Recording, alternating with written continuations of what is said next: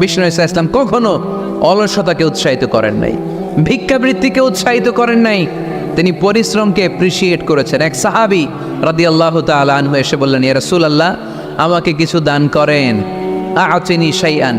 বিষ্ণু বললেন, তুমি ভিক্ষা করো, তোমার ঘরে কিছু নাই? সাহাবী বললেন, লা ইয়া রাসূলুল্লাহ, কিছু নাই। বিষ্ণু ঈসা ইসলাম আবার প্রশ্ন করলেন, কিছুই নেই? সে বলল, হ্যাঁ আছে। কি আছে? একটা জামা আছে, জামা, আর আছে একটা পানি খাওয়ার জগ। দুইটা জিনিস আছে, একটা কি আর একটা পানি খাওয়ার জগ। বিষ্ণু বললেন, দুইটা নিয়ে আস। সাহাবী রাদিয়াল্লাহু তাআলা আনহু জামার জগ নিয়ে এসে বিষ্ণু ঈসা ইসলামের হাতে দিলেন। বিষ্ণুনবী জামার জগটা ধরে বললেন, মাইয়াশতারি হাদাইন, কে আছো আমার সাহাবীদের মধ্যে এই দুইটা জিনিস কিনতে চাও? এক সাহাবী দাঁড়িয়ে বলল, ইয়া রাসূলুল্লাহ, ইয়া হাবিবাল্লাহ, আনা আশতারি হিমা বিদিরহাম। এই দুইটা জিনিস, একটা জামা, একটা পানি খাওয়ার জগ, আমি 1 দিরহাম দিয়ে কিনে নিতে চাই। পড়েন সুবহানাল্লাহ। বিশ্বনবী বললেন, 1 দিরহাম তো কম হয়ে যায়, 1 দিরহামের চেয়ে বেশি দিয়ে কেনার মতো যদি কেউ থাকে একটু হাত তোলো। মাইয়াজিদু আলা যালিক, এর চেয়ে বেশি দাম দিয়ে কেনার মতো কেউ আছো নাকি? আরেক সাহাবী হাত তুলে বললেন, ইয়া রাসূলুল্লাহ, ইয়া হাবিবাল্লাহ, আশতারিহিমা বিদিরহামাইন, আমি 1 দিরহাম নয়, আপনার সম্মানে 2 দিরহাম দিয়ে জিনিসগুলো কিনে নিতে চাই। 2 দিরহাম। বিষ্ণু বললেন, ওকে ফাইন, ডান, 2 দিরহামে বিক্রি হয়ে যাবে। দিয়ে দেওয়া হলো। 2 দিরহাম নিয়ে বিষ্ণু ঈসা ইসলাম ওই আগন্তুক ভিক্ষুক সাহাবীর হাতে দিয়ে বললেন, যাও, 1 দিরহাম দিয়ে তোমার পরিবার পরিজনদের জন্য খাবার কিনে নিয়ে যাও, আর 1 দিরহাম দিয়ে একটা কুঠার কিনে নিয়ে আসো। কি কিনে নিয়ে আসো? সবাই বলেন। কুঠার চিনেন আপনারা? কুঠার দিয়ে কি করে? গাছ কাটে। ওই সাহাবী 1 দিরহাম দিয়ে একটা কুঠার কিনে নিয়ে আসলেন।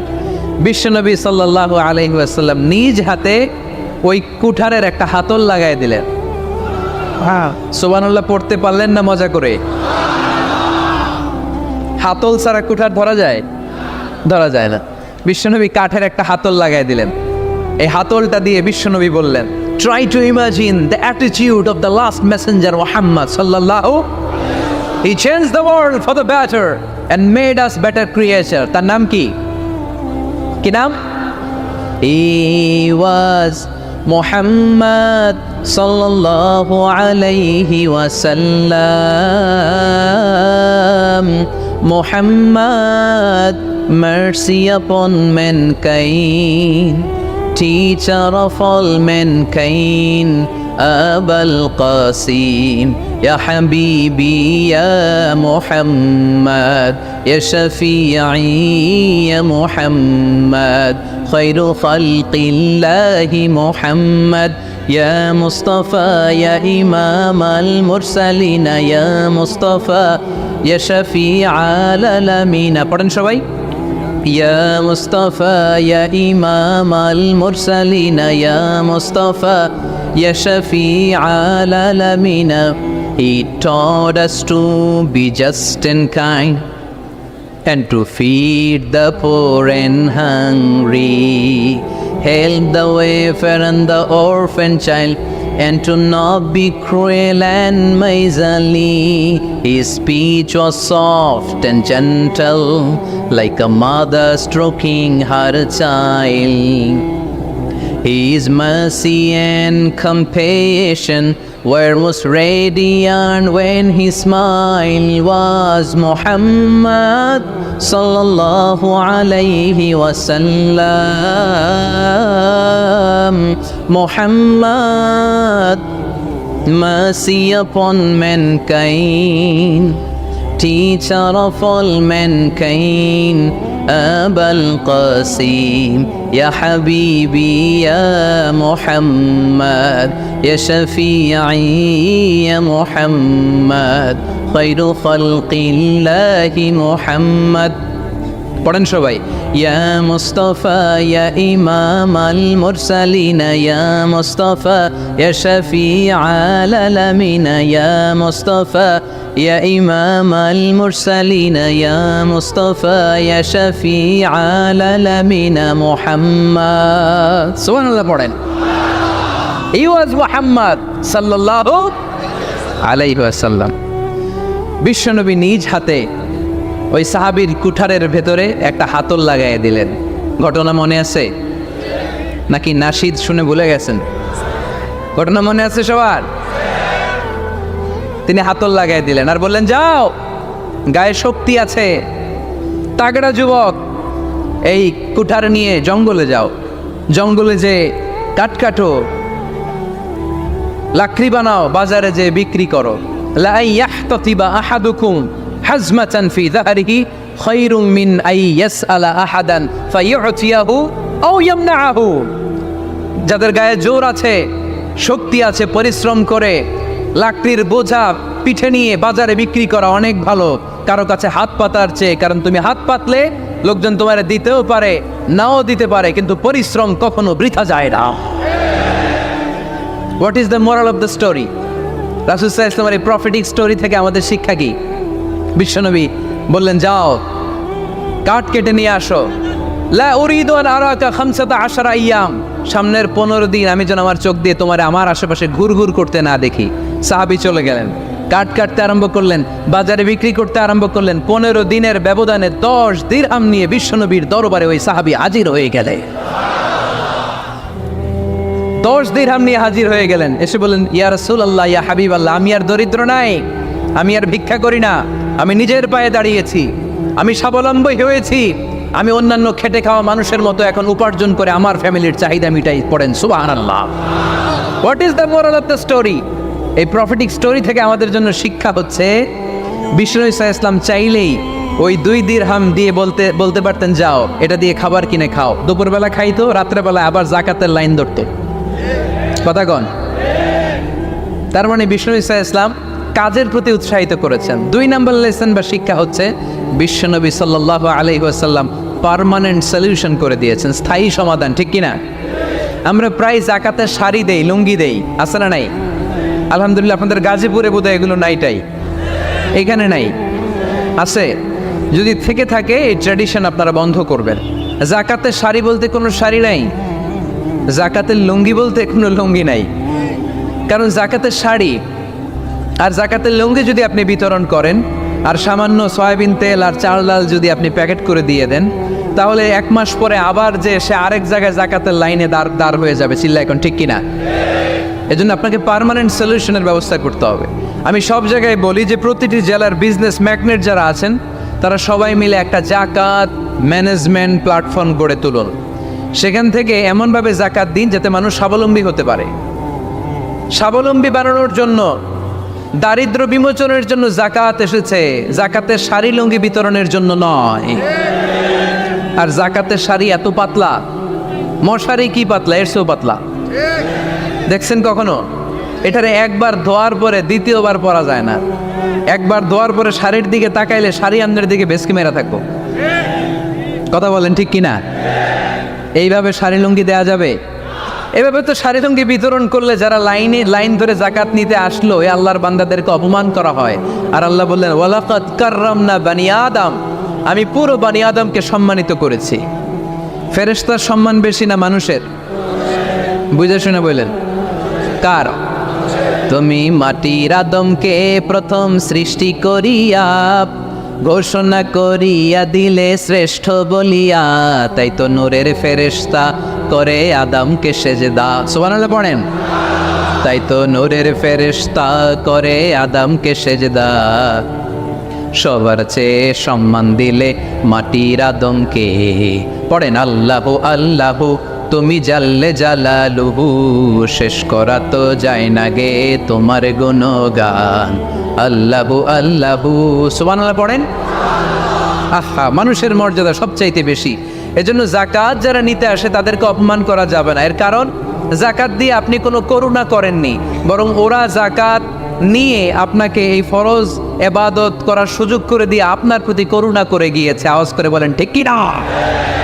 অনেকে মনে করে আমি জাকাত দিয়ে আমি মনে দয়া করছি, আমি মনে হয় করুণা করছি।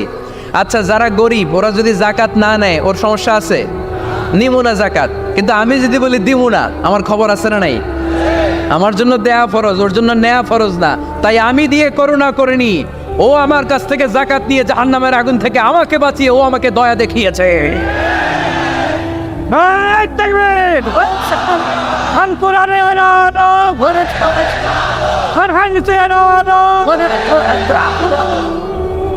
এজন্য যাকাত দারিদ্র বিমোচনের জন্য। কিভাবে যাকাত দিবেন? আপনি যাকাতের টাকা দিয়ে খেয়াল করবেন, একটু ক্রস চেক করে নিতে হবে, ডবল চেক করে নিতে হবে। যেই ফ্যামিলিতে যাকাত দিবেন কর্মক্ষম উপার্জনের মতো করতে পারে এরকম ছেলে আছে কিনা, থাকলে ওর একটা অটো রিক্সা কিনে দেন, সিএনজি কিনে দেন, ওই সিএনজি চালিয়ে ওর ফ্যামিলিটা দিব্যি চলে যাবে, ঠিক কিনা? ওর একটা অস্ট্রেলিয়ান গাভী কিনে দেন, ওই গাভীর দুধ বিক্রি করে ফ্যামিলিটা স্বাবলম্বী হয়ে যাবে, ঠিক কিনা? লক্ষ্মীপুরে আমি ওয়াজ করলাম, বলল হুজুর আমরা এভাবে একটা যাকাত ম্যানেজমেন্ট প্ল্যাটফর্ম গড়ে তুলেছি, এখানে আমরা টাকা জমিয়ে জমিয়ে আমাদের এলাকার যে সমস্ত ছেলেগুলো কর্মক্ষম, তাদের ঘরে টাকা পয়সা নাই, আমরা যাকাতের টাকা দিয়ে ওদেরকে প্রবাসী বানিয়ে দেই, বিদেশে পাঠিয়ে দেই। ওর কষ্ট অর্জিত সম্পদ দিয়ে ওর ফ্যামিলি এখন দেদারসে চলছে, কোনো যাকাতের লাইনে যে তারা নিজেদেরকে আর অপমান বোধ করছে না। এইভাবে যাকাত দিতে হবে। দিলটার একটু খোলেন, হাতটার একটু খোলেন, তাহলে হৃদয়টারে খুলে দিবে কে?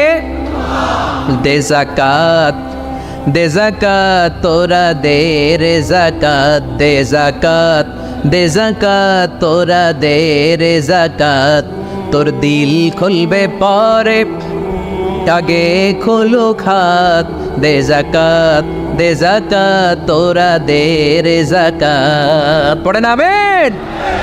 এই যাকাতের মাধ্যমে আমরা আমাদের বাংলাদেশকে স্বাবলম্বী করতে চাই। রাজি আছেন সবাই? সংঘবদ্ধ প্রচেষ্টায় যাকাত আদায় করতে রাজি আছেন?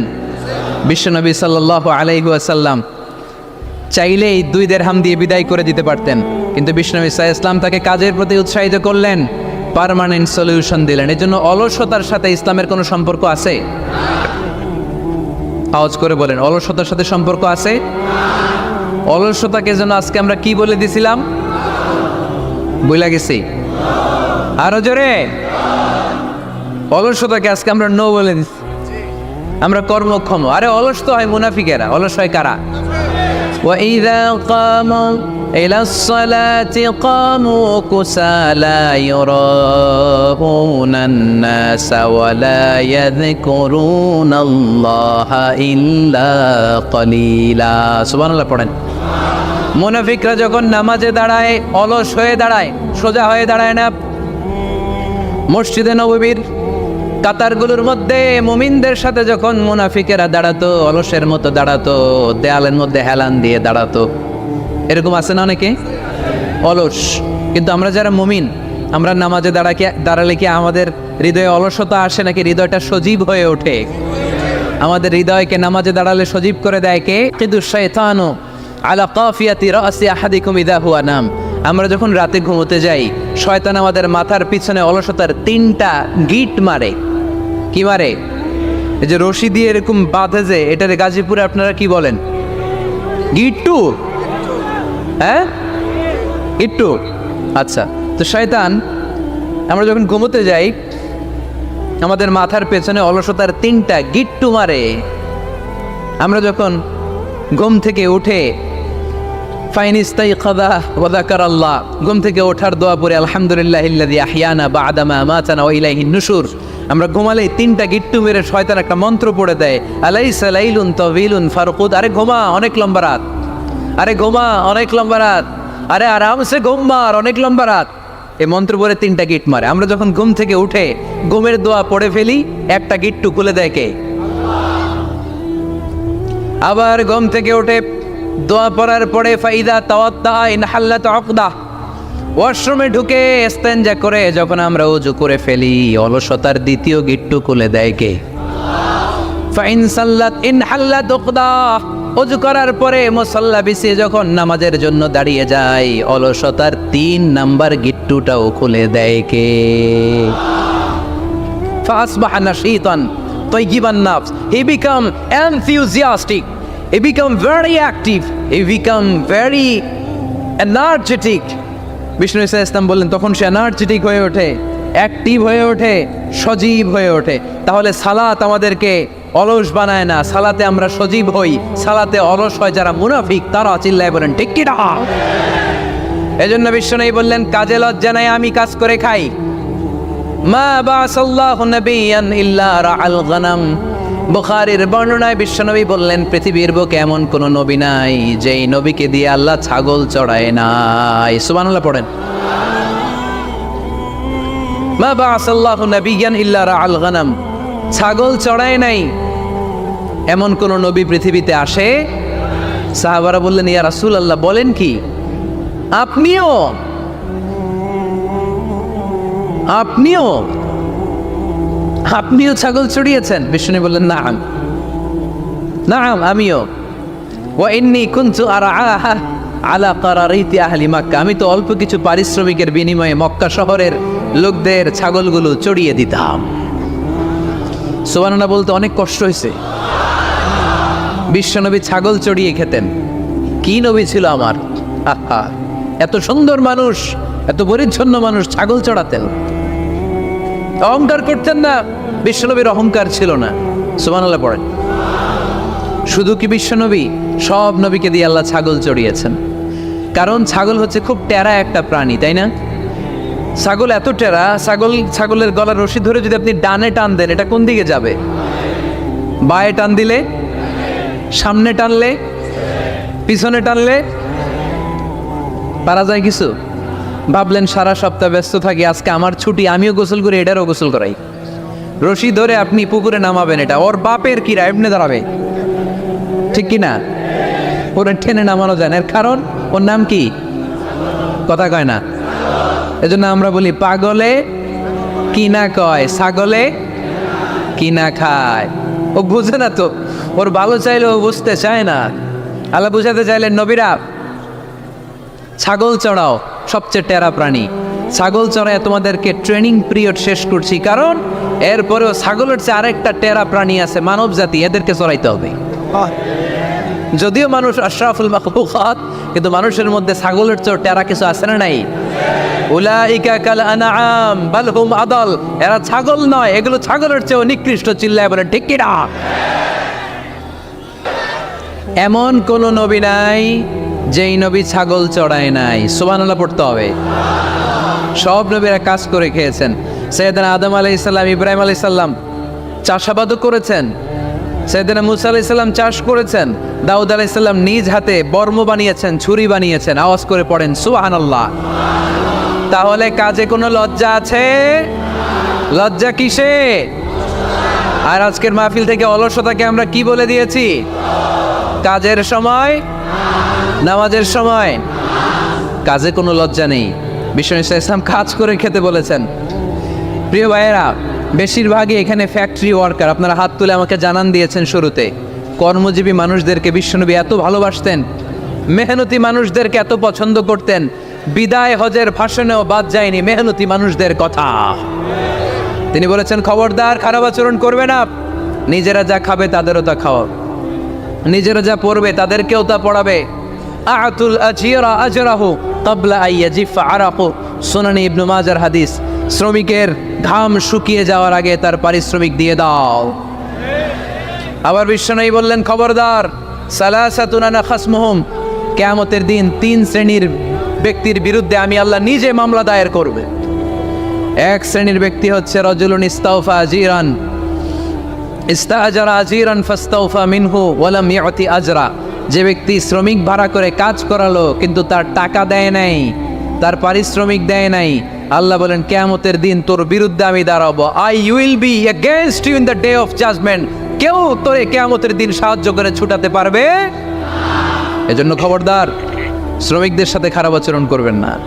আবার শ্রমিক ভাইরাও যারা আছেন, আপনাদের ডিউটি যত ঘন্টা ঠিক তত ঘন্টাই পালন করতে হবে, তা না হলে কিন্তু আপনাদের উপার্জন হালাল হবে না। বিশ্বনবী সাল্লাল্লাহু আলাইহি ইসলামের সাথে বিশ্বনবী সাল্লাল্লাহু আলাইহি ইসলামের কর্মচারীর কি ঘটেছিল, এই ঘটনাটা বলেই আজকে আমরা শেষ করব। আওয়াজ করে পড়েন ইনশাআল্লাহ। আমরা অনেকে মাইক পেলে বড় বড় ভাষণ দেই, কাজের মেয়েদের সাথে খারাপ আচরণ করবেন না, শ্রমিকদের অধিকার, নারীদের অধিকার, বড় বড় এরকম বক্তব্য আছে না নাই?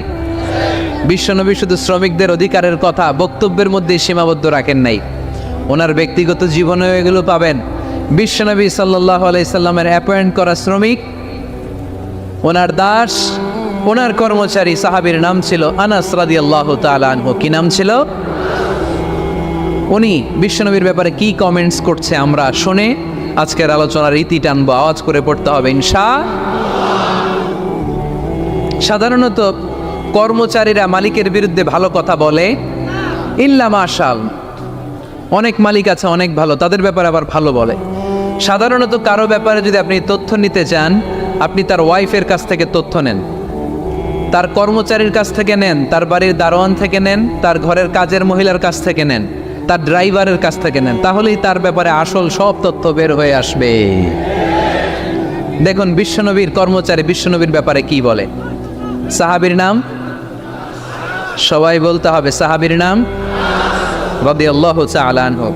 উনি বললেন বিশ্বনবী যখন মক্কা থেকে মদিনায় হিজরত করলেন, হাজার হাজার মদিনাবাসী বিশ্বনবীর সাথে দেখা করতে গেল। যারাই দেখা করে সবাই বিশ্বনবীর হাতে কিছু না কিছু হাদিয়া দেয়, যারাই দেখা করে হাতে করে বিশ্বনবীর হাতে কিছু না কিছু দিয়ে দেয়। সুবহানাল্লাহ পড়ে।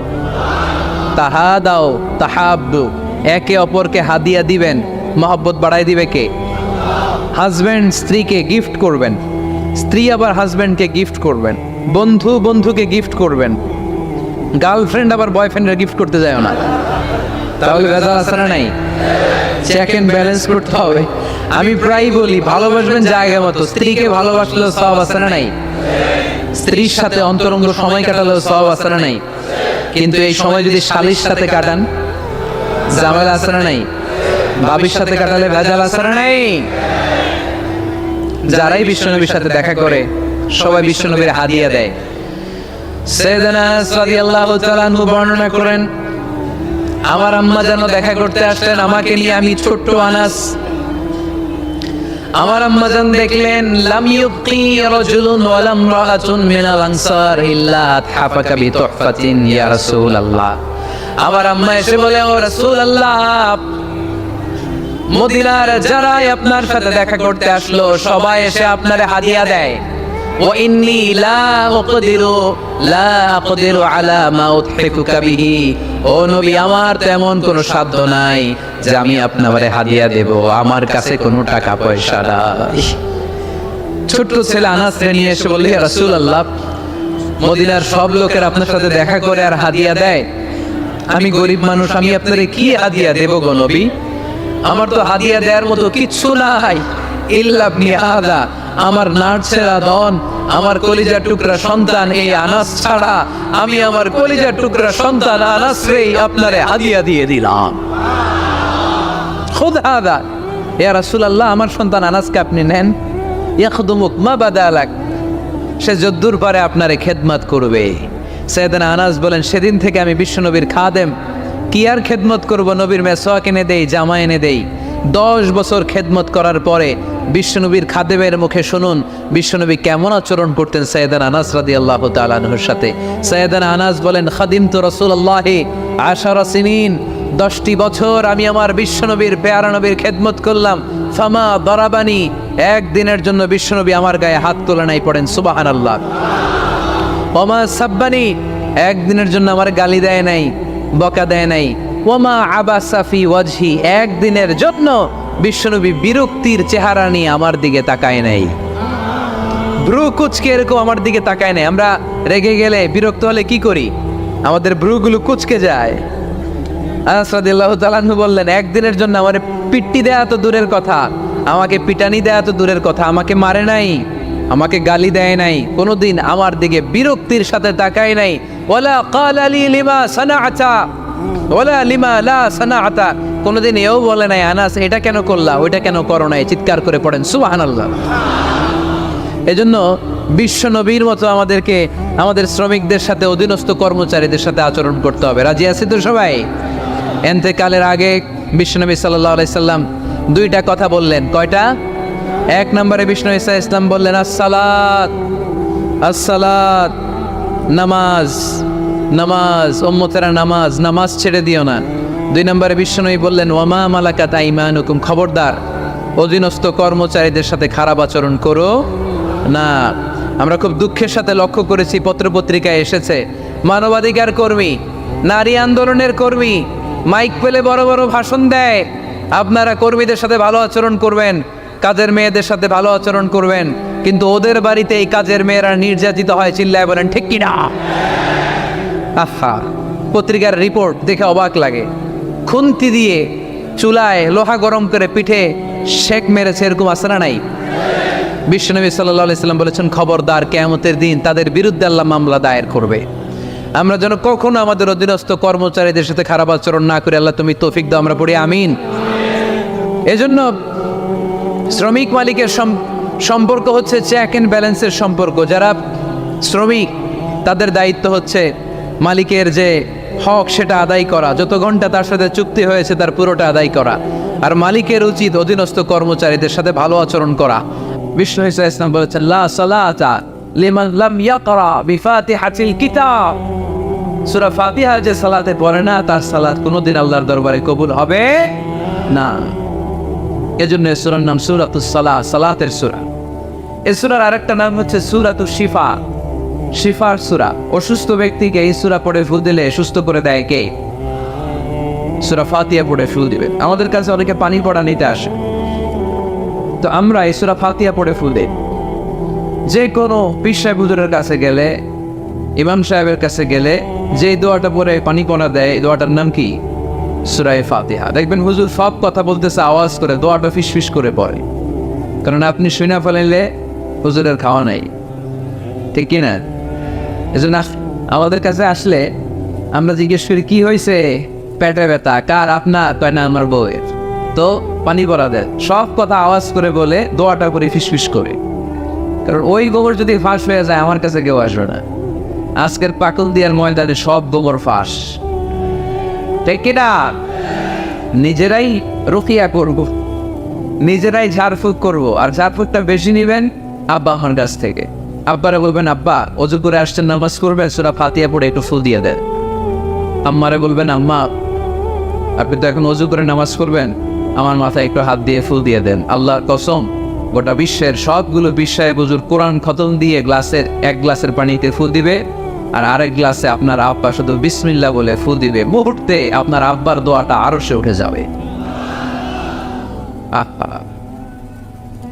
বাবা মারে চিনল না, দোয়া নিতে জানলো না। অনেক দেখেছে এরকম, প্রতি বছর উমরা করে, বাপরে ভাত দেয় না, মারে ভাত দেয় না। ঘরে মা বাবার রেখে তুমি কাবা ঘরে যে আল্লাহরে খোঁজো, কপাল পোড়া, ঠিক কিনা? এজন্য আব্বা আম্মার কাছ থেকে দোয়া নেবেন, এই রুকিয়াটা করবেন। পাকন দিয়ার ভাইয়েরা, আল্লাহ রাসূল সাল্লাল্লাহু আলাইহি ওয়াসাল্লাম আয়াতুল কুরসি পড়ে ফুল দিতেন নিজের গায়ে। সূরা ইখলাস, সূরা ফালাক, সূরা নাস 3 কুল পড়ে ফুল দিতেন।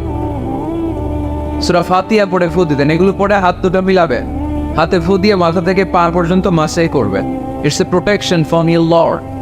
জিন ভূতের আসর, ব্ল্যাক ম্যাজিক, জাদুটোনা, বান মারা, এগুলো আছে নাকি বাটন দিয়ায়? কি বলেন এগুলো আপনারা? বান মারে? হ্যাঁ, ঝাড়ু মারে, দারু, জাদু, ঝাড়ু, জাদু, ঝাড়ু, যাই হোক, তো এগুলো কিন্তু মারে, বান মারে, জাদু টোনা করে, ব্ল্যাক ম্যাজিক করে। এগুলো থেকে আমাদের সোনামণিদেরকে আমরা প্রোটেকশন করাবো কিভাবে? ওদেরকে শিখাই দিব। সূরা ফাতিহা পড়ে, আয়াতুল কুরসি পড়ে, 3 কুল পড়ে তুমি হাতের মধ্যে ফু দিবা। ফু দিয়ে মাথা থেকে পা পর্যন্ত তুমি নিজেই মাসেজ করবা। তোমাকে প্রোটেকশন দিবে কে? আল্লাহ রাসূল সাল্লাল্লাহু আলাইহি ওয়াসাল্লাম বলেছেন, মান ক্বারা আয়াতাল কুরসি দুবুরা কুল্লি সালাতিন মাকতুবাতিন লাম ইয়ামনাহু মিন দুখুলিল জান্নাতি ইল্লাল মাউত। প্রত্যেক ফরজ সালাতের পরে যে ব্যক্তি আয়াতুল কুরসি তেলাওয়াত করবে, তার জান্নাতে যাওয়ার ক্ষেত্রে আর কোনো ব্লক বা বাধা নাই, একটা জিনিস ছাড়া, সেটা হচ্ছে মরণ, মৃত্যু। লোকটা মরে না তাই জান্নাতে যায় না, মরলেই জান্নাতি। এজন্য আজকে থেকে সূরা ফাতিহা বেশি বেশি পড়বেন। তো সাইয়েদনা আবু সাঈদ আল খুদরি রাদিয়াল্লাহু তাআলা আনহু বর্ণনা করেন, আমরা একবার মরুভূমিতে সফর করছিলাম, হঠাৎ দেখলাম মানুষের জটলা ডিঙ্গিয়ে ভেতরে যেয়ে দেখি এক লোক শুয়ে আছে, আর অন্য লোকেরা মন্ত্র করে ফু দিচ্ছে। উল্টা পাল্টা মন্ত্র করে ফু দেয় না? সুমন্তর সু, কালী কুত্তার গু। আমরা ছোটবেলায় শুনতাম, বাচ্চারা এরকম ছুমন্তর ছুমন্তর ছুমন্তর সু, কালী কুত্তা। তো এগুলো পরে ওরা মন্ত্র পড়তো। তো উনি যে দেখলেন কি কি মন্ত্র পড়ে এই লোককে ফু দিচ্ছে, উনি বললেন কি হয়েছে? সবাই বললো আমাদের নেতা সাইয়্যিদুল হাই, হাইমানি গোত্র, এই গোত্রের নেতা সাপ কামড় দিয়েছে, বিষে এমন নীলাভ হয়েছে, দেখো মনে হয় মারা যাবে, কি করা যাবে? তোমরা কি কোনো রুকিয়া ঝাড়ফুঁক জানো? উনি বললেন জানি। তাহলে আসো একটু ঝাড়ফুঁক করো। উনি বললো শর্ত আছে, আমাদেরকে ছাগল দিতে হবে, এক পাল ছাগল। আরেক বর্ণনায় এসেছে 30টারও অধিক ছাগল। সবাই বলল আমাদের নেতা, এর যদি কিছু হয়ে যায় আমরা নেতৃত্ব শূন্য হয়ে যাব, ছাগল লাগুক আর উট লাগুক, তুমি আসো। বাড়ি বাড়ি যে ছাগল এনে, ছাগল রেডি। সাইয়েদনা আবু সাঈদ আল খুদরি রাদিয়াল্লাহু তাআলা আনহু পড়তে আরম্ভ করলেন, আলহামদুলিল্লাহি রাব্বিল আলামিন আর-রাহমানির রাহিম মালিকি ইয়াউমিদ্দিন ইয়্যাকা না'বুদু ওয়া ইয়্যাকা নাস্তাঈন اهدنا الصراط المستقيم صراط الذين أنعمت عليهم غير المغضوب عليهم ولا الضالين। পড়েন আমি। উনি এটা পড়ে ফু দিলেন। ফু দিতে দেরি, মুহূর্তের মধ্যে সোয়া লোকটা বসে গিয়েছে। আবার ফু দিছে, এবার দাঁড়ায় গেছে। আরেকবার ফু দিছে, হাঁটতে শুরু করছে, একেবারে সুস্থ। সবাই তো অবাক, টাসকি খেয়ে গেছে। আবু সাঈদ আল খুদরি রাদিয়াল্লাহু আনহু বলে, টাসকি পরে খাও, আগে ছাগল দাও। কারণ ছাগল দেওয়ার কন্ডিশন ছিল না, ওরা ছাগল নিয়ে আসছে। সাইয়েদনা আবু সাঈদ আল খুদরি রাদিয়াল্লাহু তাআলা আনহু আনন্দে এবার ছাগল নিয়ে সাহাবাদেরকে নিয়ে রওনা। প্রতিমধ্যে লেগেছে প্রচন্ড ক্ষুধা, তখন তারা কয়েকটা ছাগল জবাই করে খেয়েছে। খাওয়ার পরে পেট যখন ঠান্ডা, তখন ব্রেন সচল। উনি চিন্তা করতে আরম্ভ করলেন, হায় রে, কোরআন দিয়া ঝাড়ফুঁক করে যে ছাগল নিয়ে আসলাম, ওটা যে খাইলাম, এই ছাগল নেওয়া জায়েজ হয়েছে কিনা এই মাসালা তো নবীরে জিজ্ঞেস করি নাই, কিন্তু ছাগল তো অলরেডি পেটে যে আওয়াজও, কি করা? মদিনাতে যে জিজ্ঞেস করবো। মদিনায় যেই আল্লাহ রাসূল সাল্লাল্লাহু আলাইহি ওয়াসাল্লামের দরবারে যে জিজ্ঞেস করলেন, ইয়া রাসূলুল্লাহ, এমন এমন ঘটনা, ঝাড়ফুঁক করে আমরা ছাগল এনেছি, এটা কি জায়েজ হয়েছে? আল্লাহ রাসূল সাল্লাল্লাহু আলাইহি ওয়াসাল্লাম বলে, জায়েজ হয়েছে মানে অবশ্যই জায়েজ হয়েছে, কোরআনের দাম বাড়ায় দিয়ে আসছো মিয়া। ছাগল কিছু থাকলে আমার ঘরে পাঠায়। সুবহানাল্লাহ পড়তে বলে না? ওয়ালাকাদ আতাইনাকা, বুখারীর হাদিস, ওয়ালাকাদ আতাইনাকা সাবআম মিনাল মাসানি ওয়াল কুরআনুল আযীম। নবী হে, নিত্য পাঠনীয় সপ্তবাক্য দিয়েছি, যেই দোয়া পড়ে ফু দিতে দেরি অসুস্থ ব্যক্তি সুস্থ হতে দেরি হয়। এজন্য আল্লাহ ইরশাদ করেন, অনুনাজ্জিলু মিনাল কুরআনি মা হুয়া শিফাউ ওয়া রাহমাতুল লিল মুমিনিন ওয়া লা ইয়াজিদুয যালিমিনা ইল্লা খাসারা। এই কোরআনকে আমি শিফা হিসেবে নাযিল করলাম, এই কোরআনকে আমি রহমত হিসেবে নাযিল করলাম, এই কোরআনকে আমি তোমাদের জন্য হেদায়েত হিসেবে নাযিল করলাম। তোমাদের কোরআন রহমত এনে দিবে, বরকত এনে দিবে, শিফা এনে দিবে, কিন্তু জালেমদেরকে কিছু এনে দিবে না। ঠিক কি না? ওয়ালা ইয়াজিদিল যালিমিনা ইল্লা খাসারা। জালিমদের অকল্যাণ করবে, জালিমদের কল্যাণ নাই এই কোরআনে। জালিম যদি হেদায়েতের নিয়তে কোরআন পড়ে তাহলে কল্যাণ পাবে, তা না হলে কল্যাণ পাবে না। তো এখন থেকে আমরা যদি অসুস্থ হয়ে যাই, যেই সূরাটা পড়ে আমরা ঝাড়ফুঁক করবো, সূরাটার নাম আরো জোরে বলেন, ফাতিহা। এই সূরাটা কোরআনের ধারাক্রম অনুসারে 1 নম্বর সূরা, নাম্বার 1। কয় নাম্বার?